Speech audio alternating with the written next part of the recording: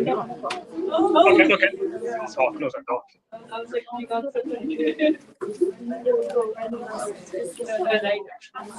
you go. Hello. Welcome everyone to this very exciting book launch. I'm sure that some of you have already seen this book.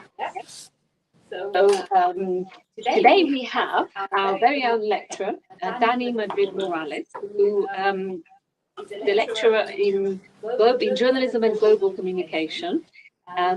Previously, he worked as an assistant professor of journalism in the Jack Valenti School of Communication at the University of Houston. He has a PhD in media and communication from City University of Hong Kong. And his research falls at the nexus of global media studies, international politics, and popular culture, and is geographically focused in the global south, particularly East Asia and Sub-Saharan Africa. Also joining us today, we have Peter Cunliffe-Jones, who has been research and co-director of a course on media freedom at the University of Westminster since 2019, and focusing specifically on misinformation. And about 10 years ago, after a very long career in journalism, he founded the first fact-checking organization in Africa. And after stepping down in 2019, he was named senior advisor to the International Fact-Checking Network. So today what we'll do, we'll talk about disinformation in the global south, which I believe has just been published, right, Dani? So I have a few questions prepared, but of course I will invite you as well to ask some additional questions. So should we start, Dani, with you? Yeah. As a co-editor of the book. Would you tell us a little bit, what is the book about, and what brought you and your co-editor Herman Wasserman to write it? Thank you, Lada, for the introduction. And thank you, Peter, for joining us from London today, coming all the way up to the north.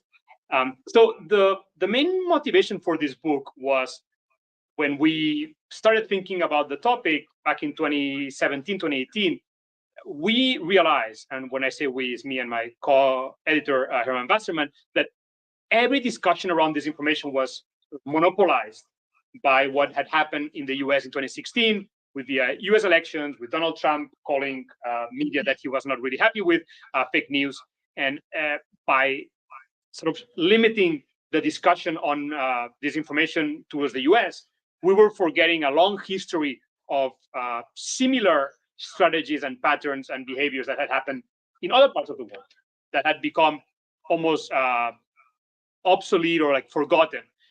So the book was trying to unearth some of these patterns that were happening in other parts of the world and giving the context to understand what we at the time were seeing across Europe and North America.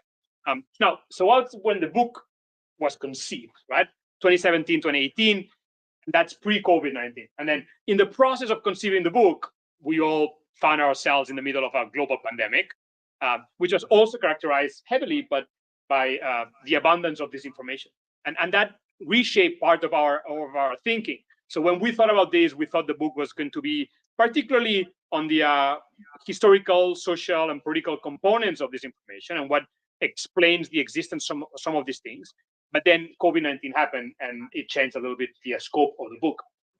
So what we're hoping ultimately was to recenter discussions around disinformation, staying away from the US as much as we can. And one of the reasons why we think that's important is because a lot of the solutions, a lot of the proposed remedies to disinformation that were appearing throughout COVID-19 and so on were so US-centric that they were forgetting the experience in other parts of the world, right? So they were being presented to us as something new, unique, that had to be rethought, or there had to be a complete new understanding of the situation, but that we thought was not the case. And we thought the Global South was going to be able to provide some lessons and ideas on how some of these things could be addressed.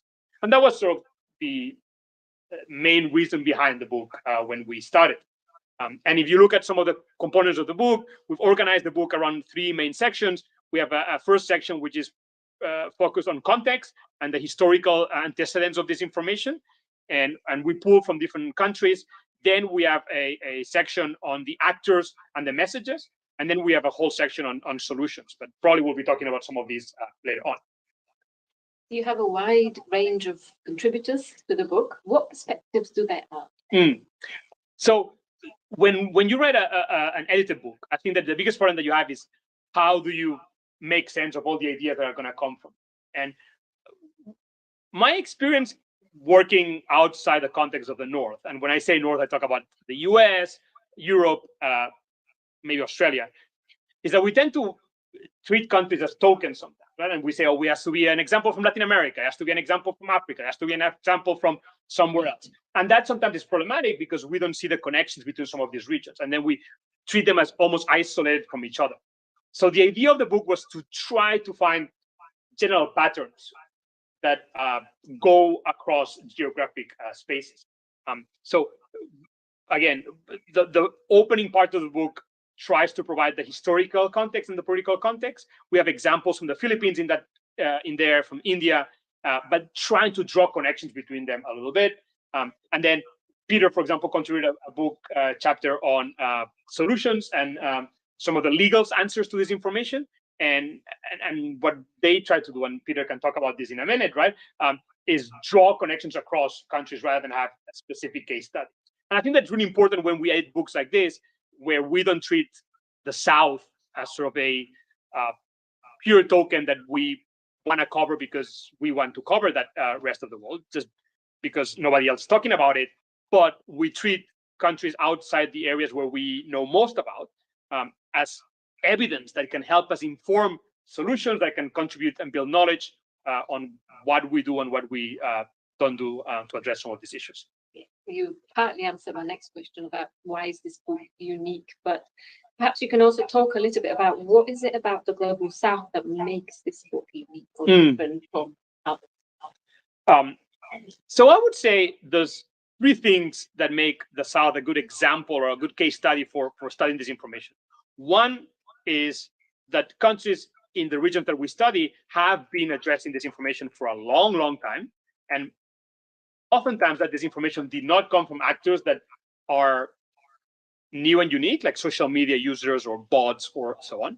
But disinformation has come from the same actors that we see involved in disinformation in the US and Europe. And that is state media, politicians, and elites. So understanding some of these actors in the context of the South can actually help us see or foresee some of the things that we've seen in other parts of the world. And let me give you a couple examples. So when Donald Trump began spreading the idea that everything was fake news, people were saying, oh, people were alarmed because of a politician doing that. And not just a politician, but somebody who held office. But that's been the case for so many countries for such a long time. Whether you think about even Eastern European countries, countries in most of Africa have for a long time seen their politicians label everything that's not what they agree with as inaccurate, as false, and then prosecute people because of those ideas.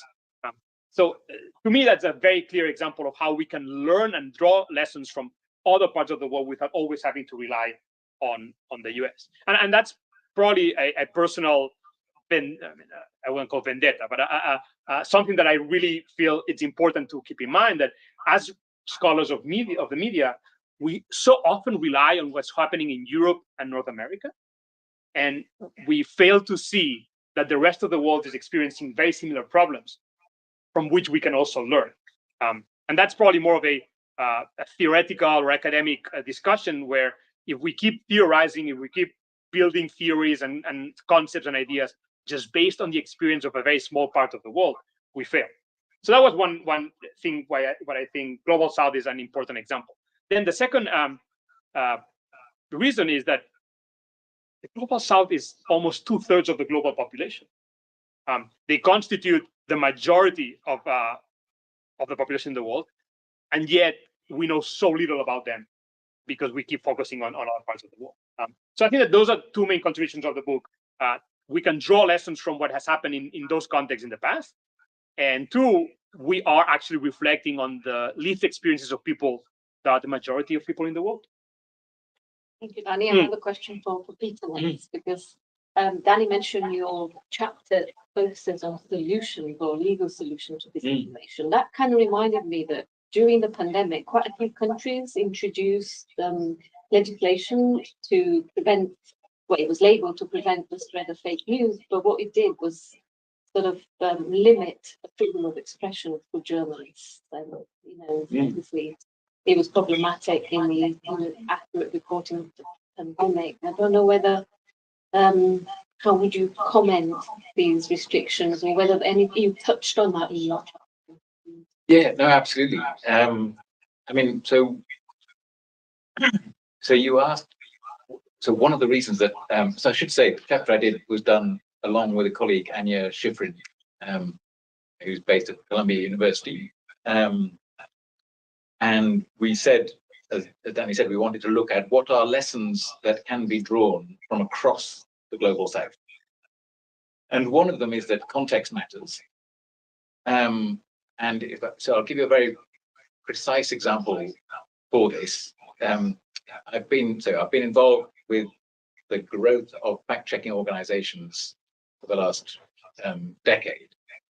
And in 2017, we brought together people from, at the university I was, where Africa Check, the organization I set up, is based in Johannesburg. And we brought people together from about a dozen countries across Africa. And we went round the room with everybody and said, right, so it was people who were planning on setting up fact-checking organizations in Senegal or Kenya or Zimbabwe or elsewhere. So what's the number one challenge that you face in setting these organizations up, your organizations up? And I, as somebody who was responsible for funding my organization, finding the funding for my organization, I was expecting them to say funding. You have to pay your staff. I was expecting people to say legal protection, the harassment of our journalists, of our fact checkers, and so on. There were literally, it was November 2017, so it's 5 years ago this month. Literally, there were tanks in the streets of Zimbabwe, and there was a gentleman there, great guy called Chris Chinaka, who was trying to set up a fact-checking organization, which he eventually did. Every single person, when we went around the room, number one problem they had was lack of access to information, lack of access to accurate information. And so when we got to the fifth or sixth person who was saying that, I said, okay, so from now on, can you give me the second biggest problem you have? Because I've understood what the first one you all have is. So we get a greater variety of understanding. Let's ask the second. So when you talk about regulation, in a context where the biggest problem and one of the biggest drivers for one of the lessons I've taken is that one of the biggest drivers of misinformation, certain types of misinformation and disinformation, is lack of access to accurate information. And one of the biggest challenges for people who are going to counter that is lack of access. How can you lack of access to accurate information? Because you can't fact check it if you can't find out what's the accurate data, or it's difficult. It's not impossible, but difficult. And so when you talk of regulation, so some of the regulation is the practical application of the laws that exist about access to information. It's the funding. Are you going to properly fund the statistics agencies in the country to gather and distribute statistics so that lawmakers can cite accurate statistics if they choose to in Parliament?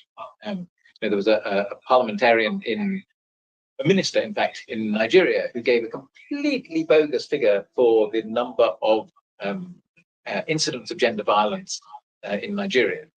And when we went to her, she sort of acknowledged that she was the Minister for Women's Affairs, that they didn't actually have any reliable data on the issue. And so it's very difficult. So if that was creating this information, then the fact checkers couldn't fact check it. So the first thing is that we saw that there was we did a study over 2016, 2020. We looked at 11 countries. There was not one single piece of legislation that was passed or regulations that were passed attempting to increase in practice the public's or journalists' access to accurate information. And the number of laws dealing with false news doubled. Half of the laws that came in, there's not a single reference to the false information causing any harm. It just, I will punish you if you publish something that I say, and I'm not going to tell you how I'm going to say it's false, just if I decide, an authority decides it's false, even if there's no inference that it causes any harm to anybody, an individual, to a group, a society, or what have you, I can still punish it. So there was an opportunistic approach from legislators to introduce laws to penalize people in an incredibly inefficient way that didn't tackle the problem of misinformation. And there was zero effort that we could find. I'm sure there has been some, but say zero effort that we could find to tackle one of the big drivers which we noticed, which was lack of access to action. Thank you. I have a question for both of you.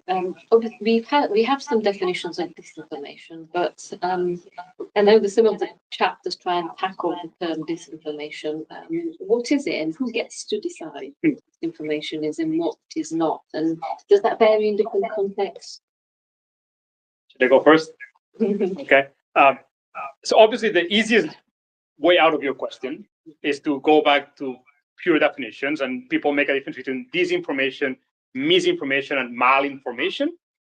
With disinformation being inaccurate information that has purposefully been put out there to create harm or to create some sort of distrust or whatever consequence they are having. Misinformation is information that's out there by mistake or without a true intention, right? And then some people make the distinction and add this other concept of malinformation, which is poor information, right? Inaccurate information, purely.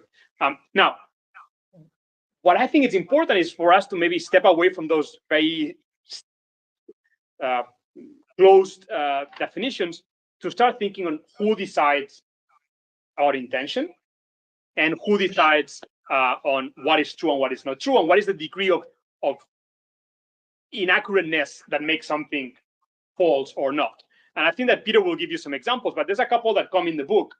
For example, we have a chapter on India where people are creating parody of the government, of the BJP government. So there's a government in India, I don't know how familiar you are with Indian politics, right? But the current government in India is an ultra-nationalistic government, and people try to counter some of the nationalistic arguments of the party by creating parody on social media.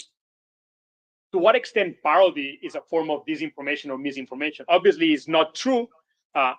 There's an intention behind it, but who gets to define that disinformation therefore needs to be prosecuted? And how do we draw the distance between parody and non-parody? And in some regimes, obviously here in the UK and the US, we have laws that protect freedom of speech, but in some of the contexts that we're studying, those laws, as Peter was saying, are loosely defined, are loosely implemented, or can be used by governments to counter some of these instances. There's other examples in the book that we have, and that's where I think that the South provides such a rich pool of examples. In many countries in sub-Saharan Africa, there's this concept of pavement radio. And by pavement radio, it's a concept that was introduced in the context of Cameroon, for example, where there's poor information circulating in the system, where people don't know what's going on. And as Peter was saying before, in many of these countries, people complain that there's not enough information to make informed choices. People circulate rumors around. They're not really intentionally put out there just because there's no information. You just make assumptions of what might be happening or what might not be happening. And if you start prosecuting some of these rumors, then you're really closing the space for information being shared. And some of those rumors end up being true, and some of those rumors end up being false. But if you enforce some of these regulations strictly, then you curtail all the space for any information to spread.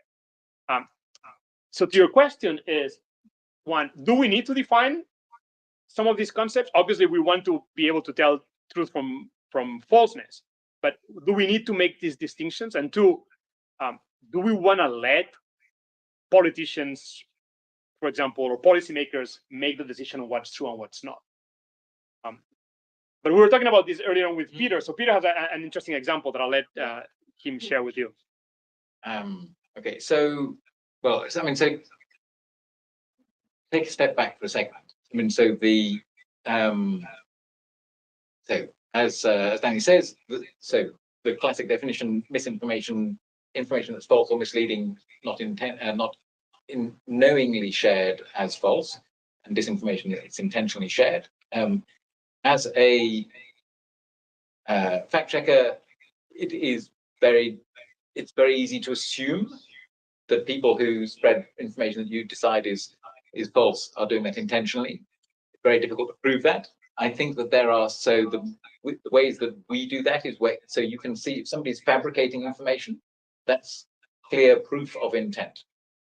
The fact that I profoundly disagree with and cannot understand how somebody could believe X, Y, Z to be true is absolutely not proof that they agree with me, and so on. So the first thing is it is hard. I don't think it's impossible to know. In some cases, you can show deliberate intent to mislead. That's the first point. So people may do that for all sorts of reasons, financial, political, or what have you.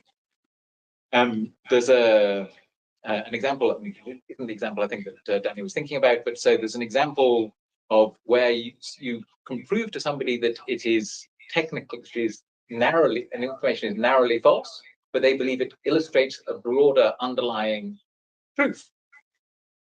So a video went around all over Africa. It was actually filmed in a school in southern Nigeria, a country I used to live in and I know quite well. A flooded school in the Niger Delta. The children were sitting there studying while there was water lapping around them on the floor. And all over the continent, people said the conditions in our country are a disgrace. Look at this video of these kids. So they took that up as being their country because that was what they understood to be an accurate picture of their country. There was a very prominent Kenyan journalist who did this, and it was pointed out to him, look, here's the evidence that this is from Nigeria. He said, it doesn't matter. This is fundamentally, this illustrates that these are the conditions. So he did not accept that he was deliberately misleading. He acknowledged when it was finally pointed out to him that the information was narrowly inaccurate, but was broadly true. So I think you then get information that is knowingly put out as false, but it is then picked up by the people and shared as misinformation. And then you get information that is put out as misinformation, and people who do know it is false will then share it. So establishing that is complex. Information can change its nature from mis to dis and so on. So therefore, I fully understand the argument that it doesn't, in a sense, it doesn't matter. There is an argument for why it matters to understand intent. And it's that if I wish to prove to you, if I wish to that I can seek to and verify to my satisfaction whether information is accurate or not. If I wish to persuade you and you believe this case, if I can show you that the person who is putting this out has a pattern putting out information, they are being paid to put out sensationalist information. If I can you show the intent behind the person who's doing this, it's a political intent, it's a religious intent, it's a financial intent, whatever it is, that makes your fact check more persuasive. We know that from a lot of studies. Firstly. Secondly, if you can identify people who are channeling, very often paid by politicians, these sort of disinformation war rooms that they have, you identify those who are doing that, then that enables you much more easily to crack down on the people who are responsible. Because there's a lot of people who are, or in fact, there's a relatively small number of people who are disproportionately responsible for information. If you have a politician who's saying things, and you can say that, you can show that they know that they are, so that there's a utility in that. But correct me if I'm wrong, Danny, about the example you were talking about that I mentioned yesterday. So there are many examples of misinformation that we've found where you show, right, this is inaccurate information. I cannot understand in whatever way it matters that this information is inaccurate. So fact-checking organization in one country, one small, and so it fact-checked the claim that the moon was going to turn green on 20th of April, 2020. Okay. So if I was a physicist, I could possibly argue about whether or not you can have something that is green in space. I don't know. I mean, so it's quite an interesting scientific question there. I can't see, if somebody can point out to me the practical application of that knowledge, I can't see why it matters that somebody believes that or not. there was a story that went viral saying that if you get up in the night and you wake up and you get up straight away, you've got a very high risk of giving yourself a heart attack. So you should sit on the side of your bed for 3.5 minutes. And this thing has a whole program of, in the first minute, you should lie there and start to move your legs and so on to get your heart going again and so on. It's supposedly from a doctor. And well, apart from the irritation to your partner of this idiot sitting there on the side of the bed, sort of wiggling their arms for 3.5 minutes, what's the harm? You know, it's not going to kill anybody. The vast majority of people who see that information won't do it. It's too irritating to do. So that could be, if that's prosecuted because it is wrong. There's absolutely no medical evidence for this.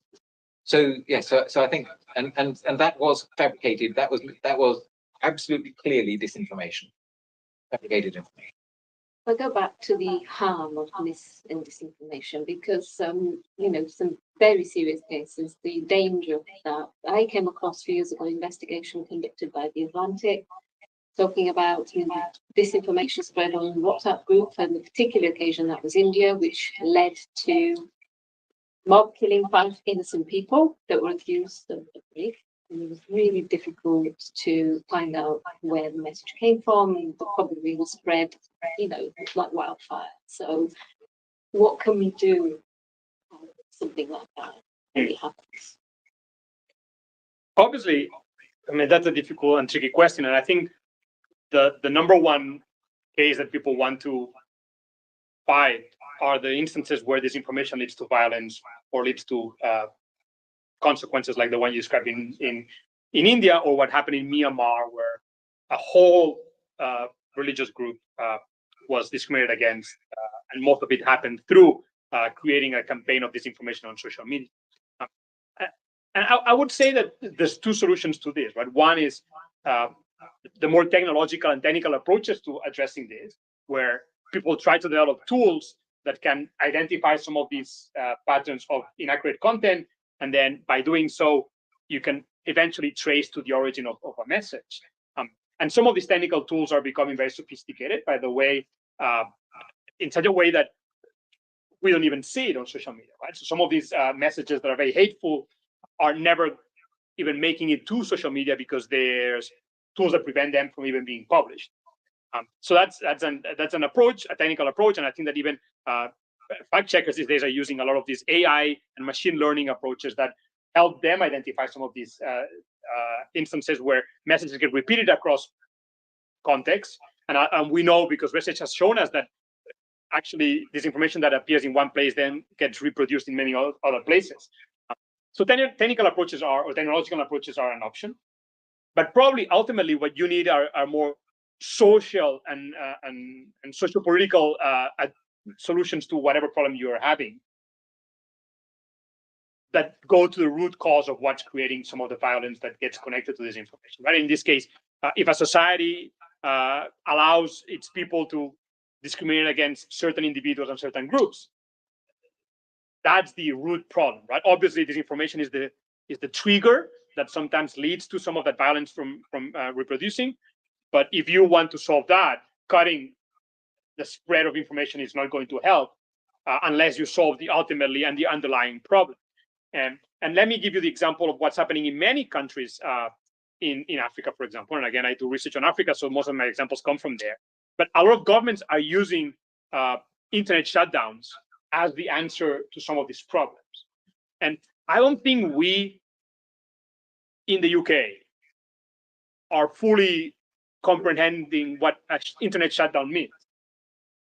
Because governments in some of these countries decide to shut down the internet for prolonged periods of time, and prolonged means months. I mean, imagine that at this point in time, and we shut down the internet. Obviously, we wouldn't be live streaming this, but not just this. I mean, we wouldn't be able to access Blackboard. You wouldn't be able to access your shopping, your bank accounts, none of that. And for 6 months, how do we function as a society when so much of what's happening in our lives relies on this internet connection, right? Because we think, oh, you cut down internet connection and there's no news. but that's just the tip of the iceberg, right? So much of what we are doing these days relies on some of these connections.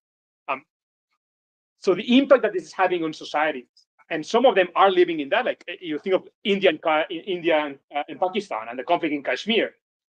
For months, Kashmiris were prevented from going online completely. So some of the solutions that are being implemented, which are, well, let's stop the spread of information altogether, are actually doing nothing but hurting the people that they're supposed to be helping. And yet they are becoming quite common in many countries. We think about the case of Ethiopia, where the Tigray region was cut off from communications for a long time. And then before elections, we saw that in Zambia, we saw it in Uganda, where there's partial shutdowns of internet access. So I don't have an answer to your question. I think that's my answer to you, Lara. But maybe Peter has some other thoughts on. And then we'll open the floor to questions. I mean, so probably be inveterate optimist in me. I think there are. So there's always been misinformation, as we were saying. So if one of my favorite examples is if you go back to ancient Egypt and the coins that were spread around, like early tweets with misinformation about Mark Antony, printed into, hammered, I guess, into the sides of the coins. Very delicate wordsmiths. It's a lot quicker to do a tweet. But so it's always been around. The thing that got me interested in all this field was a rumor that I noticed, and as a foreign journalist working in Nigeria, didn't report on because it was false. So I thought, well, I don't write about false information. So it was about a polio vaccination scare that ended up, it was in 2002, 2003, so before Facebook, long before Twitter, and this spread in community networks, then picked up in local media. It then made it into government policy in 6 of the northern Nigerian states. And the net result of that was that a couple of years later, I was in Indonesia, and people in Indonesia had the Nigerian strain of polio, which was in resurgence because governments had clamped down on a WHO UNICEF vaccination program.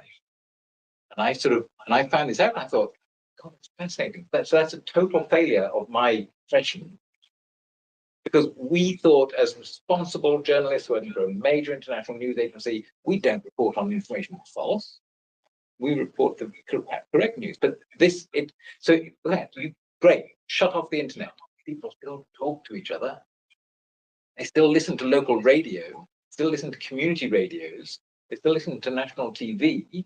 All of these things are spreading information, much of which is not 100% accurate, often depending on the country and the context, and that is very deeply disturbing.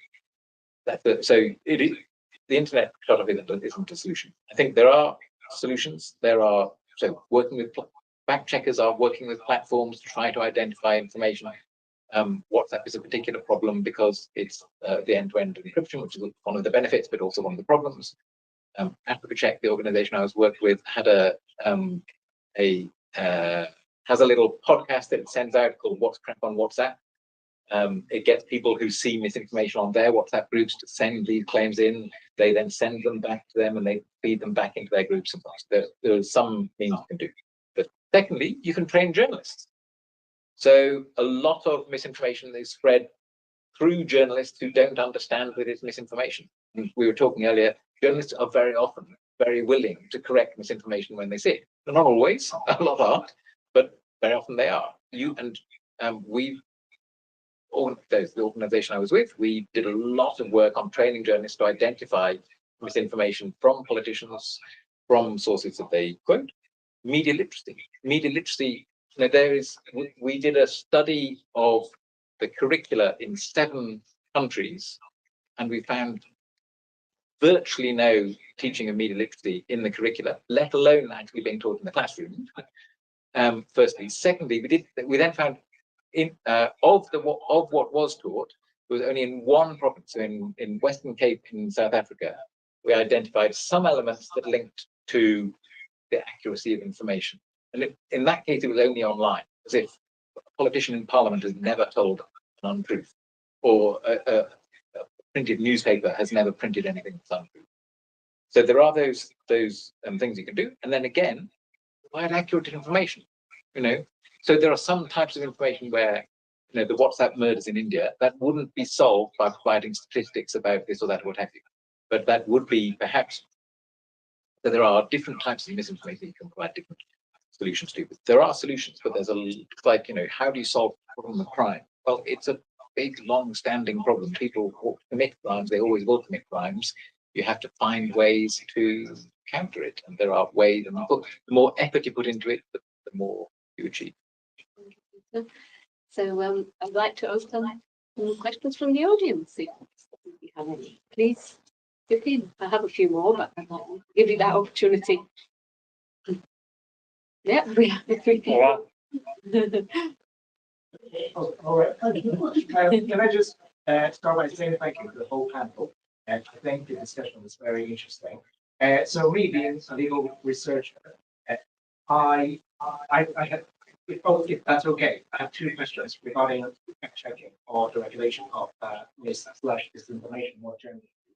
So I wonder first, do you have any observations, or have you come across any evidence studies on how much people trust fact checking compared with other sources of sort of regulation or sort of other mechanisms fighting misinformation? And the second question is, I think more about the ethics/politics of fact checking. So from a sort of fact checker or fact checking organizations perspective, have you given any thought to, for example, how to avoid fact checking process for specific instances being weaponized or utilized by, for example, politicians? And I think more broadly, if you think that housing countries have already posed legislation to empower some organizations to make super complaints, that would give some of these organizations some political power. So how do we sort of make sure they are A, trusted, and B, independent? Should I take that first? You take that first, yes, please. I'm just thinking, so for the live stream, I don't know, do they get the question? Or should I just basically repeat a short version of the question? Yeah, Please, yeah. So yeah, what was your name? Jaho. Jaho. Basically said, so first of all, what are the studies of how, as I understand it, what are the studies of how, what do studies show about how far people trust the work of fact checkers? And secondly, you said, do you have thoughts? I just wrote down lots of thoughts.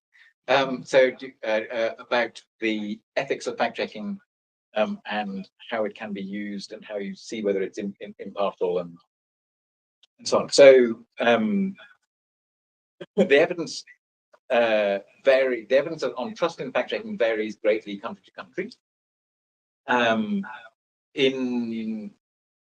To break Dani's injunction and to talk about America very, very briefly, it is very broadly seen as in a politicized way.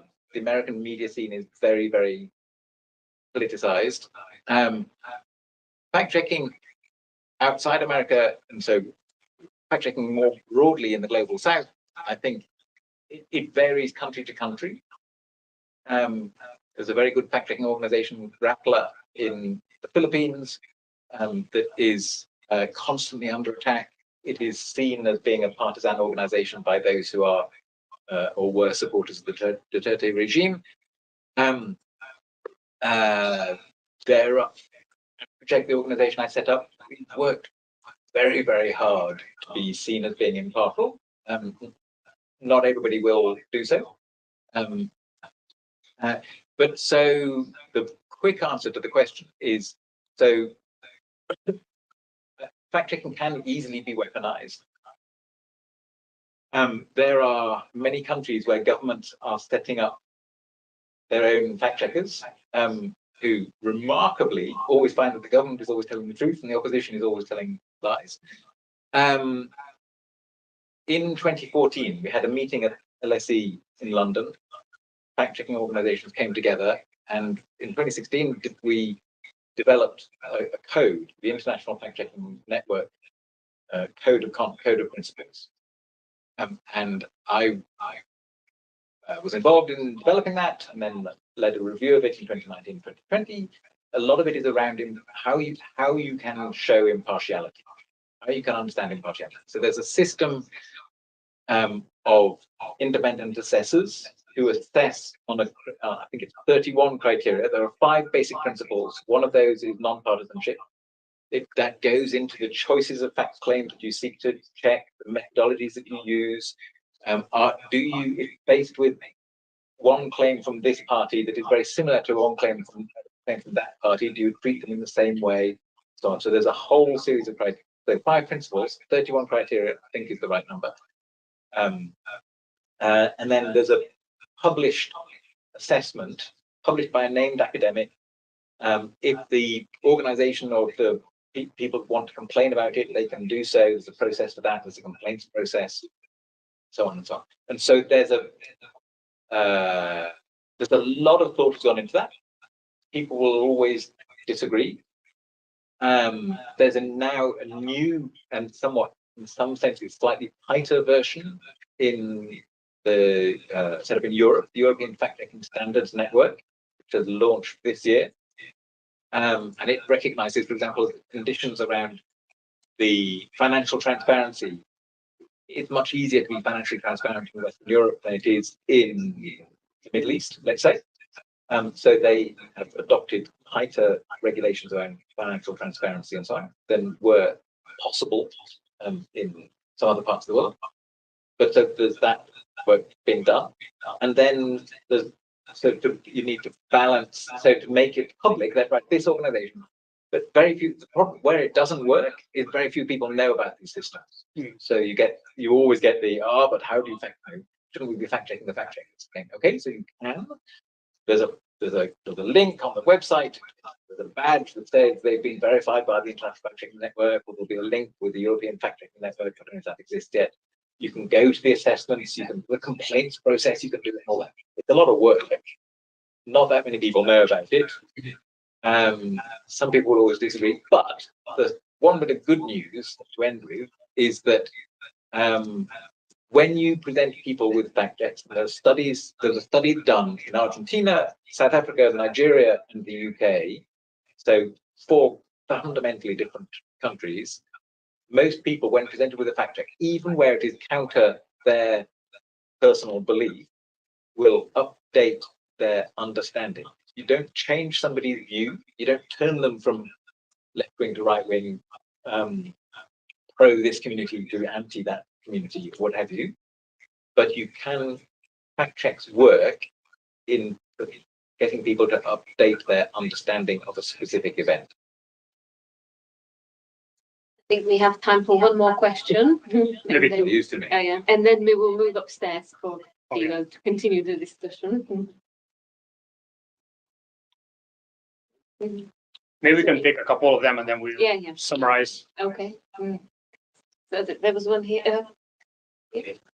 Thank you so much for your insightful information. So I'm coming from Indonesia. My name is Abdul, and I want to relate with your statement that you said in Indonesia there are a lot of quite false information spread during the pandemic, especially. The case was about the religious context that was put by the partisan groups in order to attack the government, to blame about their policies, where to some extent the government was right to apply the policies such as doing the vaccination, but some people who believe in the religious side, they want to blame the government because, that includes some certain of bad ingredients in the vaccine, and it's against the religion.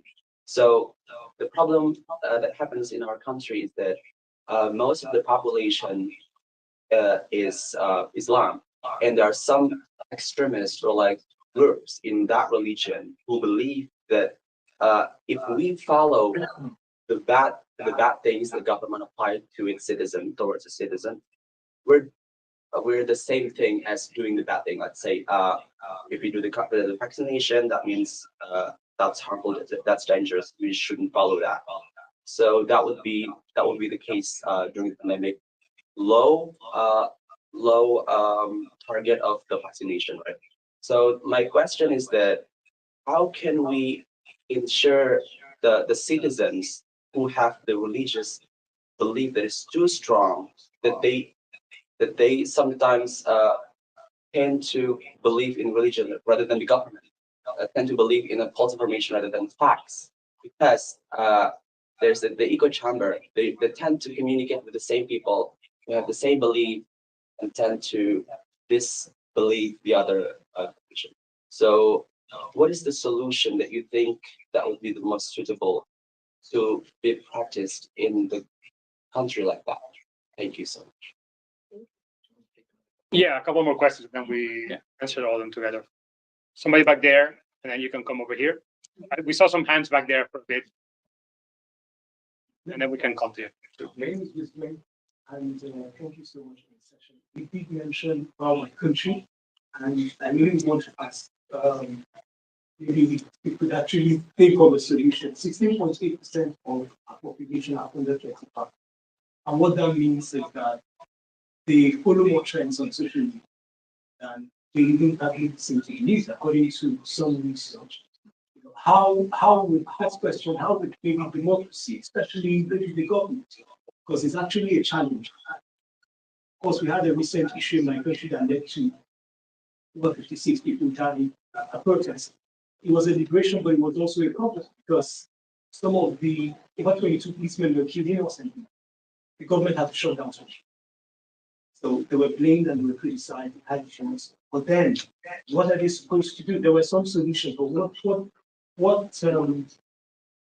we have now is that we've not gotten to a level where Twitter, Facebook, and the others are actually regulating or doing well enough to regulate some of this content. What would you advise democracy to do at this point? Then, second question for journalists, like me at times, because you talked about training journalists. It's always very challenging to actually go through some of these platforms to, notice or maybe correct some of these notions. What would you advise journalists like me? How do we tackle those problems, knowing for sure that our job sometimes, especially for those of us who even present, because the best you can do is work on what you're presenting. You can't really control. Most times it's feedbacks, through feedbacks that we get what is going on, but in a split second it spreads, and the best you can do most times is track and talk about just the ones. But is there anything we can do generally, to tackle the case of misinformation? Should we take one more, or should we answer what we have? Continue upstairs. Okay. There's a class here. Okay. So, if anybody has any questions afterwards, we're going to be upstairs to answer them. So I'll go first, right? I think that both of your questions are going back to the similar issue, which is how do we address a problem that we have, which is very context specific. You were mentioning the case of Indonesia, where the majority of the population is Muslim. You were mentioning about the case of Nigeria, which has its own contextual characteristics. And I think that both cases have a similar answer, which is you will not have one single solution for the problem that you're facing. And as Peter and I were saying before, I think you need a multi-pronged set of actions that are going to target the problem. So, and what I mean by multi-pronged is you need to combine different activities. One of them has to be addressing the root cause of whatever is creating a space for people to believe falsehoods. And that can be done by better media literacy campaigns, better misinformation literacy. Peter and I have talked about this concept of misinformation literacy for a bit, which is slightly different from media literacy. For a while, we've thought that making people more aware of biases in the media, for example, was enough. But maybe there's a need for us to specifically train our citizens and also our journalists a set of skills that are specific about misinformation. And that is, how do you fact check? How do you image reverse search? There's like some specific skills that we might be better off if we train people how to have those. So there's a set of training and knowledge skills. Two is obviously building confidence in trusted sources of information. You were telling us about echo chambers, right? But echo chambers are built when people distrust certain sources of information. And societies tend to prosper more when there's a set of common shared sources of information that we all think are trustable. In some cases, are going to be some institutions, and in some cases, it will be other institutions. But when there's a lack of consensus of who can be trusted, then societies tend to struggle more, and there's a vacuum of information circulating. And then obviously in both cases, I think that there's, again, some technological solutions that can be implemented where hate speech can be detected in advance, where you can cut the spread of information. The case of Nigeria, for example, one of the big problems that these companies have is that they lack the local knowledge, whether it's linguistic, cultural, sociopolitical. It's been shown multiple times that Facebook, Twitter, and so on lack fact checkers or content moderators that speak the languages in the country. How can you moderate content when you don't have people who speak those languages?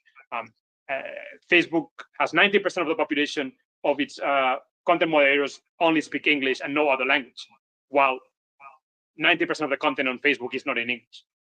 So no solution for either of you. I'd say that there's multiple solutions that can help tackle some of these issues, but at the end point, it has to go to the root causes. Sorry. Three answers in 1 minute. Number one, media literacy. If you teach the general population to understand the difference, you've got the job done. You make fact checkers unemployed. Number two is trusted source of information.